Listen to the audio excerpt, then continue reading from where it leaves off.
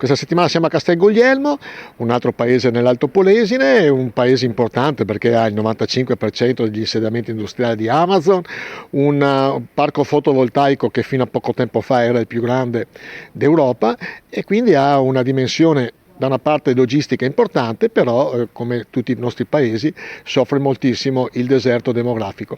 Andiamo a sentire un sindaco che è da 5 legislature sindaco, forse un record a livello polesano sicuramente, ma anche nazionale, e andiamo a scoprire delle caratteristiche di questa città, che oltre ad avere grosse associazioni ha anche degli artisti a livello mondiale che adesso andiamo a scoprire. Andiamo con il sindaco di Castel Guglielmo, Giorgio Grassia, 5 mandati. Questo è il quinto mandato. E quindi sicuramente conosce bene questo paese. E com'è Castel Guglielmo secondo lei? 1500 abitanti. Castel Guglielmo è un comune che soffre un calo demografico come lo soffrono la maggior parte dei paesi. Il calo demografico e una limitazione della capacità lavorativa, anche se per noi questo ragionamento può essere un po' diverso, visto che siamo rimasti attrattivi dal punto di vista degli insediamenti che portano lavoro. Il calo demografico, l'invecchiamento della popolazione, diciamo così, restringe un po' la possibilità di ampliamento. Noi oggi, allora, i cittadini di Castel Guglielmo sono dei cittadini, voglio dire, resilienti, forti, hanno un amore per il proprio territorio e devo dire che sono ospitali per quello che è un processo di trasformazione del territorio che gradualmente stiamo cercando di portare avanti. Abbiamo visto che c'è questa volontà anche da parte dei nostri concittadini di essere aperti nei confronti dei visitatori, chiamiamoli così, quelli che transitano per Castel Guglielmo perché fanno sosta nella nostra area camper, per esempio, o che vengono d'estate a vedere a Castel Beach, che è un parco acquatico che fa da catalizzatore per un bacino di utenza molto ampio, anche oltre la nostra provincia di Verona, provincia di Ferrara, anche provincia di Mantova, e quindi queste capacità di attrarre lentamente diciamo così, aprono il territorio, aprono i cittadini anche ad un confronto con altre persone, quindi con altri modi di vedere, di pensare, e costruiscono una positività, perché il confronto porta sempre un'elevazione della propria capacità di riflessione, di vedere le cose da un punto di vista diverso. Perché vale la pena abitare qui? Perché è un paese molto tranquillo. Allora, dal tuo osservatorio, tranquillo cosa vuol dire? Non ci sono ladri, non se la gente... Beh, ladri che qui ogni tanto svolano a casa. Però ciò nonostante tu vedi come fatto positivo Sì. Ci conosciamo tutti e se c'è qualcosa passiamo la voce. Qua siamo davanti ai senatori di Castel Guglielmo. Com'è Castel Guglielmo secondo lei? Qua si sta tranquilli più che altro. Ecco. Non succede mai niente. Ciò nonostante non cambierebbe lei? No, starei ancora qua. Ecco, la prima cosa che notiamo quando si entra qua a Castel Guglielmo, la superstrada importante, 2 autostrade, quindi anche degli insediamenti come Amazon, come anche la logistica che sta nascendo, che è per il 70% nel suo territorio, dico bene? Amazon è per il 95%. 95 addirittura. Il 95% nel territorio del comune di Castel Guglielmo. Questo che valore aggiunto ha portato al comune? Dal punto di vista insediativo sì, ha creato un ricambio anche rispetto a quello che dicevo prima, è un calo demografico, e quindi si è mantenuto e devo dire si è alzata anche l'età media in questo modo. Dal punto di vista della compravendita immobiliare no, non c'è stato nessun beneficio, pochissimo, mentre dal punto di vista delle locazioni sì, c'è stato una saturazione completa per Castel Guglielmo. Sì, ma non solo, esatto, su tutto il comprensorio ha beneficiato sia per l'aspetto lavorativo sia per l'utilizzo delle case chiuse. Parlando di Castel Guglielmo non possiamo tralasciare il grossissimo stabilimento di Amazon, dove tecnologia e manualità convivono sotto lo stesso tetto in 60.000 metri quadrati. Il centro Amazon, a 2 anni dall'apertura, si è affermato come un riferimento strategico per il nord-est, con ben 1.500 dipendenti a tempo indeterminato, un successo visto che il piano industriale iniziale prevedeva 900 assunzioni. L'effetto Amazon non si misura solo all'interno dello stabilimento, Infatti c'è stato un incremento medio del 16% dei ricavi per le imprese manufatturiere situate a 20 minuti di auto dal sito, mentre per le attività commerciali l'aumento arriva addirittura al 20%. Un indotto che cresce anche grazie a nuovi investimenti nelle aree limitrofe e a un rinnovato dinamismo economico. Le sfide future riguardano soprattutto la formazione e la viabilità. È già stato realizzato un parcheggio per i camion e sono in corso interventi per migliorare l'accessibilità. Per il sindaco il cambiamento è evidente, anche perché si è risolto il problema della disoccupazione, un tempo problema centrale. In un periodo di difficoltà economica, dare lavoro ai giovani resta l'obiettivo principale. A Castel Guglielmo anche uno dei parchi fotovoltaici più grandi d'Europa. Quando è stato realizzato nel 2011 era il parco fotovoltaico più grande d'Europa e per estensione e anche per potenza sono 72 megawatt autorizzati e è stato uno dei primi parchi che si sono insediati su zona produttiva. Quindi quel parco, a suo tempo, quando è stato realizzato, non ha sottratto niente, diciamo così, dal punto di vista del terreno agricolo, perché già quell'area era destinata ad attività produttiva, che è stato, che bisogna guardarlo a tutto tondo la cosa. Il parco fotovoltaico è stato il volano che ha dato la spinta alla nostra area produttiva, perché la realizzazione di quel parco ha permesso di completare, di realizzare anzi tutte le opere di urbanizzazione, perché l'area era completamente privata e quindi c'è stato un investimento molto importante e l'urbanizzazione che è stata fatta è stato il viatico per fare arrivare anche Amazon. Poi ma c'è un'altra grossa azienda di livello internazionale insediata nel nostro comune che è Fincard e l'anno prossimo, fine dell'anno prossimo, inizi del 2027, ci sarà anche Morellato che sta costruendo una logistica anche qui da noi, un insediamento produttivo anche qui nel nostro comune.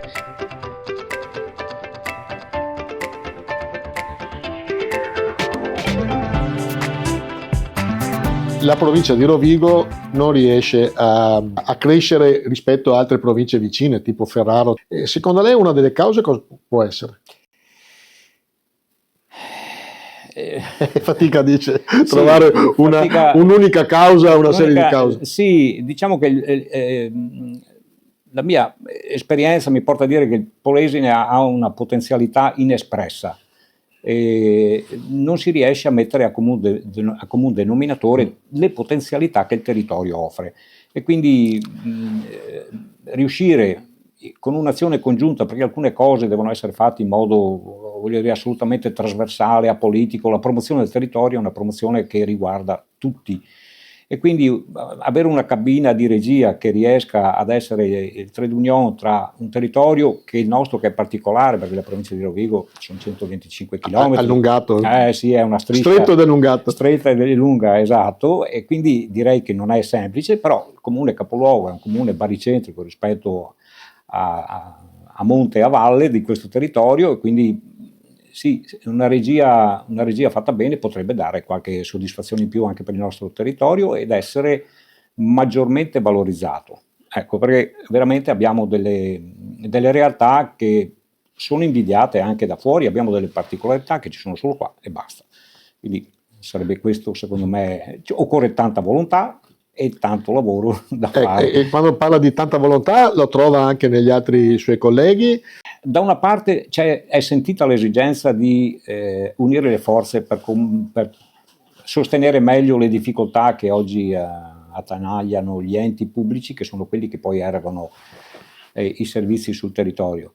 Dall'altra, nel momento in cui si va oltre un certo limite, c'è una resistenza, diciamo così, a cedere una fetta del proprio orto o quando si va ad invadere, si va a togliere un po' di ombra al proprio campanile, iniziano, diciamo così, quindi c'è una difficoltà nel cedere una propria fetta di sovranità, diciamo così, a vantaggio della collettività. Questo è quello che ho riscontrato io nell'azione che ho fatto anche nel passato, perché mi sono impegnato seriamente sotto questo profilo, ho dedicato anni per portare a maturazione un percorso che potesse essere che andasse in questa direzione, ma che non era fusione, non era la fusione, non era la fusione e non erano neanche le semplici convenzioni che si fanno in cui si muove il personale, fa un po' di ore da una parte, un po' da un'altra. Io le chiamavo convenzioni spinte, in cui ogni realtà, ogni comune era referente per un certo tipo di servizio da erogare alla cittadinanza, lavori pubblici, scuole, sociale, ecco, quindi ognuno ci dividevamo un po' i compiti, ognuno però questo aveva il pregio di mettere assieme le persone, perché nei comuni come i nostri ogni persona è responsabile del proprio ufficio, quindi manca la persona, l'ufficio è inceppato. Ecco, questa è la difficoltà che però diciamo all'atto pratico poi tutti hanno tirato un po' il freno a mano, quindi diciamo tanto tempo, tanto investimento, bella esperienza, perché si sono approfondite, scavate diciamo così, fino in fondo le professionalità che c'erano nei comuni coinvolti, ma alla fine, quando è il momento, tirano il freno a mano. L'ombra è sempre forte nel campanile. Ci hanno indicato lei come una delle anime più critiche del paese, perché? Non c'è più niente a Castelguglielmo, tutti i negozi chiusi. Questo è un problema che c'è dappertutto, è una questione di cosa secondo lei? Anche lui dovrebbe intervenire di più la politica. Nel senso che dar più contributi, dar far meno tasse? Sì, la politica deve intervenire per un paese così. Basta fare il giro sotto i portici qua nella piazza, sono tutte saracinesche chiuse. Però ciò nonostante avete una superstrada vicino, avete l'Amazon che non vi ha portato beneficio secondo lei? Non attacca. Sì, forse quello. Forse è un territorio vocato all'agricoltura e basta. 1500 abitanti, i servizi siete riusciti a mantenerli tutti? Banche, poste, scuole? Fortunatamente sì, noi oggi potremmo lamentare solo un'unica difficoltà, cioè è chiaro che più servizi ci sono meglio è, e oggi avere i servizi, riuscire a dare i servizi è un elemento di attrazione anche verso il proprio territorio.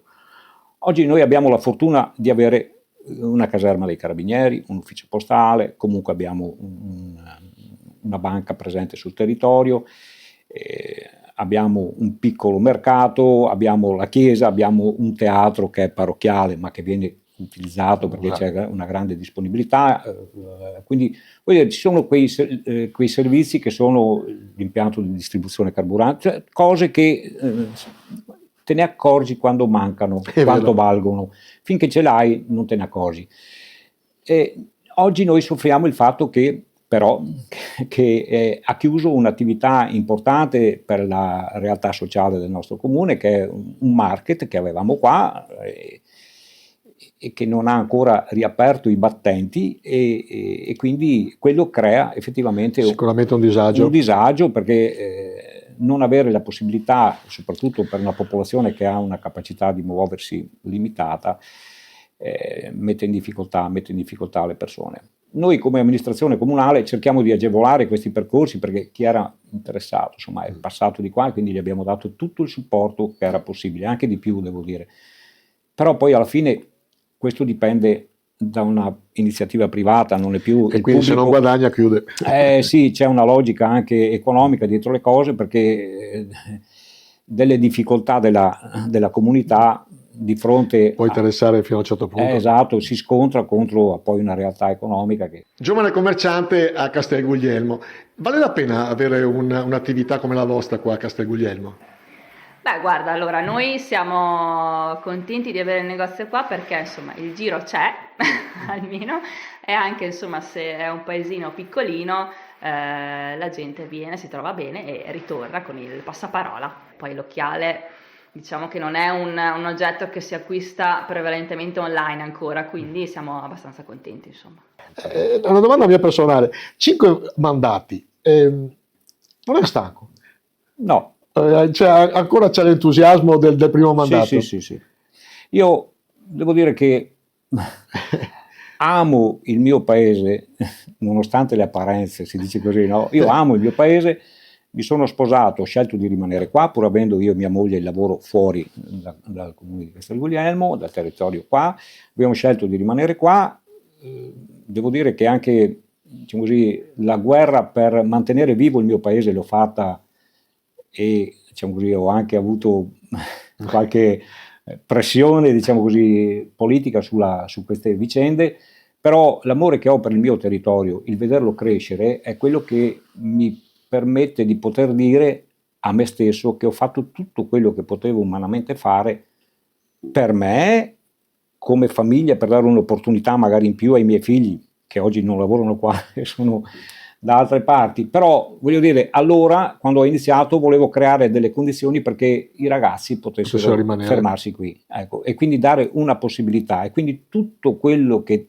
circola attorno al comune o che può essere proposto al comune perché possa essere a vantaggio della collettività, qua è sempre stato affrontato, avallato quando valeva la pena che fosse avallato, sostenuto, e quindi a volte anche con diciamo così, delle sfide non proprio condivise in partenza dalla collettività, perché bisogna anche essere, quando uno ha la serenità d'animo e sa che quello è l'osservatorio del comune è diverso dall'osservatorio della piazza, quindi tu sai come stanno andando le cose, cosa potrebbe esserci dietro un passo che tu vai a compiere, quali potrebbero essere gli sviluppi dell'azione che vai a promuovere o che vai a sostenere, e quindi diciamo così, spesso c'è questa difficoltà che la gente non recepisca completamente. Però devo dire, con l'intelligenza dei cittadini, sta nel fatto che nel momento in cui si vedono che c'è il ritorno, si vede che c'è il ritorno e quindi l'azione è positiva per il territorio, credo che c'è subito voglio dire, un riconoscimento dell'operato fatto e anche della volontà che è stata mantenuta di attuare. Una delle eccellenze più conosciute ed apprezzate di Castel Guglielmo nel mondo è senza dubbio la famiglia Giona, una famiglia di artisti equestri con una storia tutta polesana che negli anni ha saputo affascinare ed incantare il pubblico internazionale grazie ad uno straordinario legame con i cavalli trasformato in arte, spettacolo ed emozione pura. La cifra distintiva degli spettacoli dei fratelli Giona è l'assoluta naturalezza del rapporto con gli animali. I cavalli vengono montati senza morso, senza redini, senza sella e senza il confinimento. I riconoscimenti non sono mancati nel corso degli anni. Tra i più prestigiosi spiccano il premio del Presidente della Repubblica Italiana ed il celebre Clown d'Argento alla 33esima edizione del Festival Internazionale del Circo di Montecarlo. A questi si aggiunge ora un nuovo ed importante traguardo, un altro argento conquistato da Giulia Giona al Festival del Circo di Budapest, che conferma il valore e la continuità artistica della famiglia. Grande orgoglio anche da parte del sindaco Giorgio Grassia, che sottolinea come i Giona rappresentino un'eccellenza professionale di altissimo livello, nata a Castel Guglielmo e cresciuta passo dopo passo dal padre ai figli fino ai nipoti. Loro sono un'eccellenza di quelle che il Polesine conosce poco, a proposito di che cosa ci sarebbe da mettere insieme. Lo scorso anno ho fatto, durante la loro esibizione che hanno fatto qua, hanno fatto un musical con i cavalli che è stato stupendo, magnifico. Ho invitato tutti i sindaci del Polesine e sono stati presenti, la metà circa è stata presente alla serata, qualcuno è ritornato da quanto bello è stata l'esibizione a cui avevano assistito. Voglio dire, e tutti hanno detto non sapevamo, sapevamo, diciamo così, senza aver visto, adesso che abbiamo visto sappiamo di che cosa si tratta e che livello che hanno. Un modo di divulgare le eccellenze del territorio è anche quello di far partecipare chi rappresenta il territorio, e quindi era giusto e sarà giusto avere sempre ospiti gli amministratori, perché sono loro poi i primi a diffondere sul territorio quelle che sono le loro eccellenze.